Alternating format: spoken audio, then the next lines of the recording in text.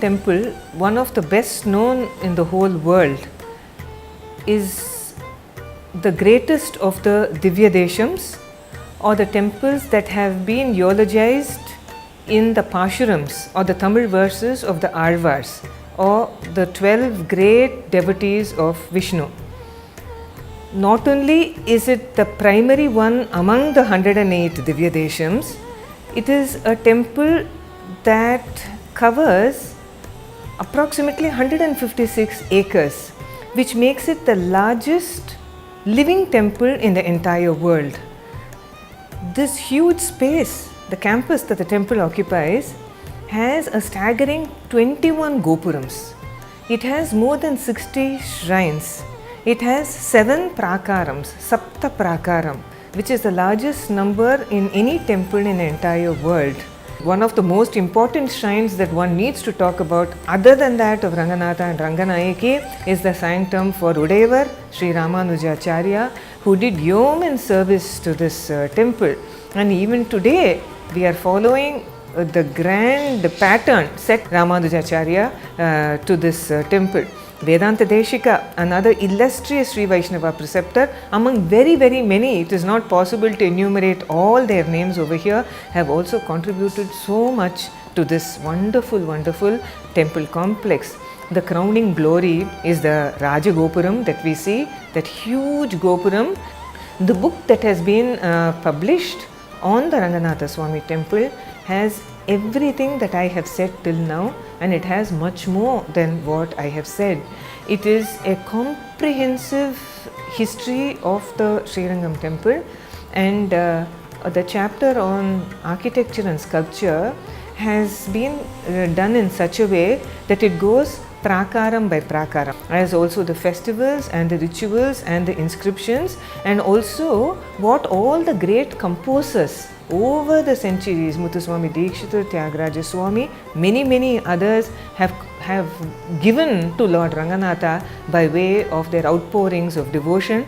A separate chapter on the Alvars with a special emphasis on Andal. Also a separate chapter on the 48-year journey that the Utsava Murti of this temple, better known as Namperumal or Azhagiya Manavalan, the journey he took out of the temple for 48 long years, and the path that he traced all over South India have been well documented in this book.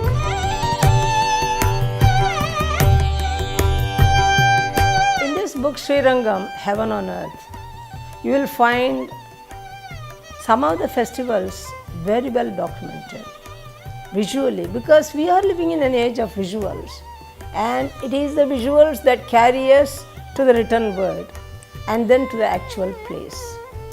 There is a saying in Telugu, for Ranganatha, Nitya Kalyana Pacha Torana.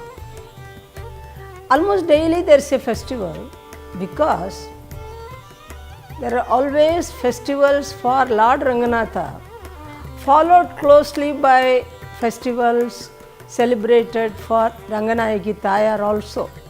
So almost every month 2 sets of festivals will be there. In these festivals you will find that all the Navarasas are there. Even fun, because you must come and see the festival in which the Lord goes to the Tayar's temple. I think it is for Panguni Uttaram, that time. And there is literally an argument between the Lord who is outside the doors of the temple and Goddess who is inside. It's all so much of fun, serious fun sometimes, and sometimes it's light fun, and also so much of action.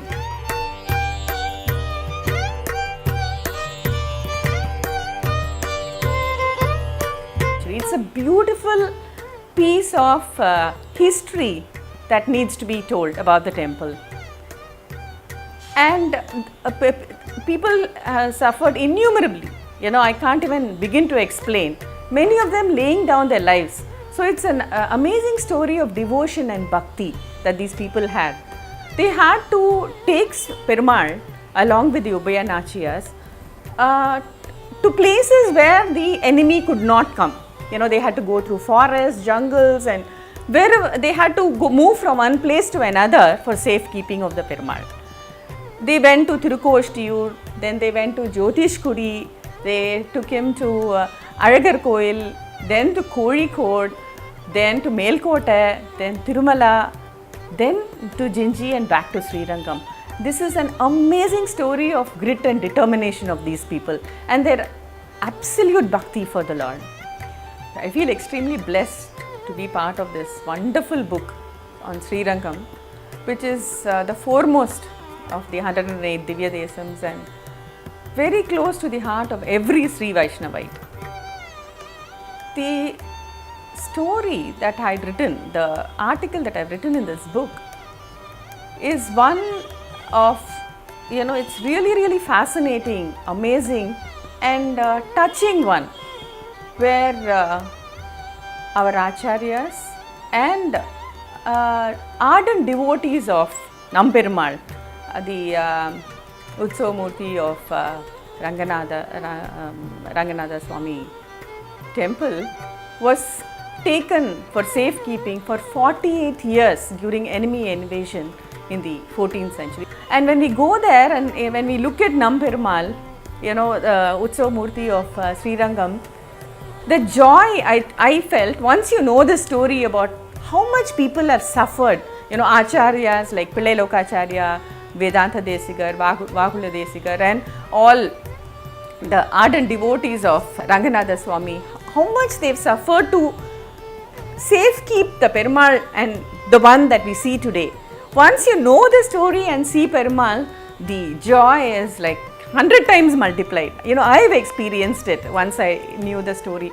So the whole idea of me putting together this story in this book is primarily to bring that joy to people.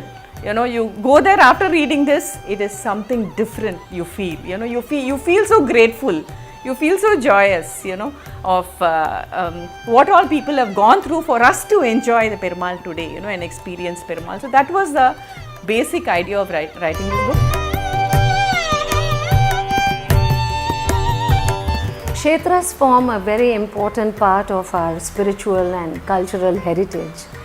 And when we look at an important kshetram like Srirangam, music forms a very important part of documenting the heritage of this place.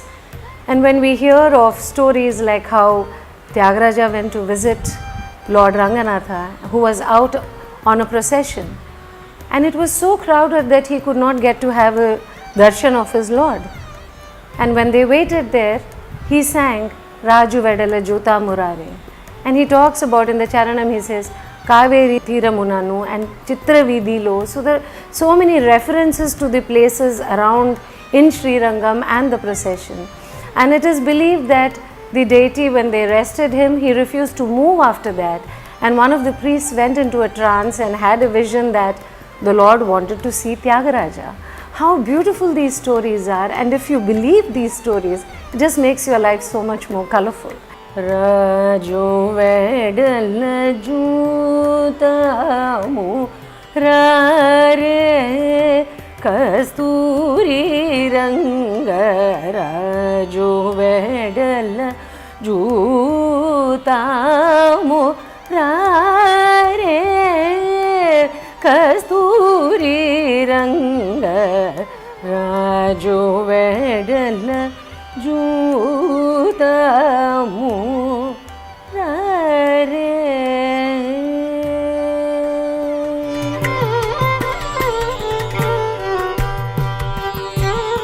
I think this book will be a great help to the aspirant devotee who wants to come to Srirangam, so that he will have a first view of Srirangam through these photographs. Then he can start reading about Srirangam, and then probably he will live in Srirangam consciousness all his life.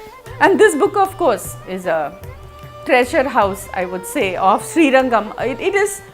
It is like, I would say it's a full compact information about Srirangam. There is everything in it. you have the history, its origin, the architecture, the painting, sculpture, the festivals. So anyone who wants to know about Srirangam, it's a wholesome package, this book.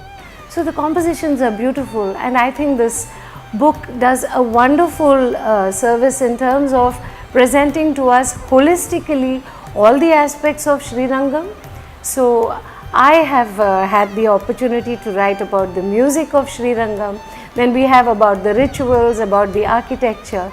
So I think it just brings you Srirangam all within one book. This book is very, I use the word again, comprehensive.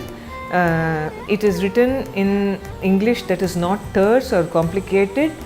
Many technical expressions have been wantonly left out so that the common man can read it, appreciate it, look at the pictures, and then go to the temple and appreciate the beauty that is there, the beauty of Perumal, the beauty of Thayar, the beauty of the architecture, the sculptures, the wealth of information given in detail by way of inscriptions, and more than that, the glorious festivals. It is said Ranga Yatra dine dine, almost every day there is a festival in the Ranganatha Swami temple, most of which have been documented here.